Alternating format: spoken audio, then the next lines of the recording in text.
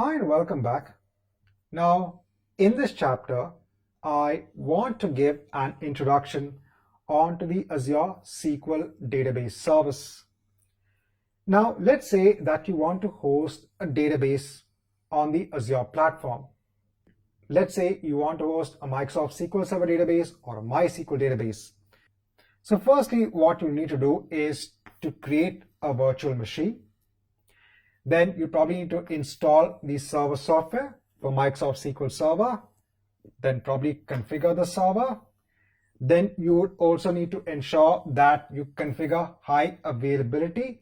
So if the underlying database that is being hosted on this machine is important, then you have to ensure that aspects such as high availability are in place and also backups. So in case if you need to restore the database onto a particular point in time, you need to have backups in place. So there's a lot that actually goes into having a database server in place. That's where we come to the platform as a service, that's PaaS. That's the Azure SQL database service. Now here the entire infrastructure is completely managed for you. You don't need to think about the underlying compute, the underlying machines that is hosting the database. You just start using the database directly.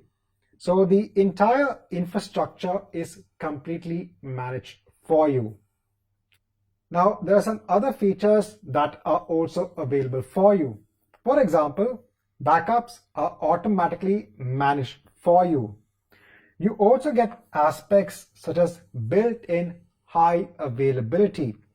So in this case, you have to manage high availability. But in the Azure SQL database service, this is managed for you.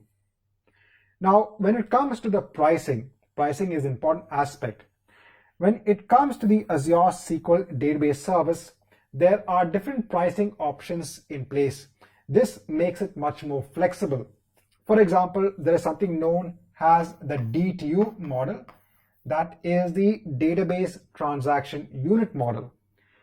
Here the compute memory is all bundled up as a single metric, and you are charged based on how much DTUs you assign for the underlying database. So in this chapter, I just want to give an introduction onto the Azure SQL database service.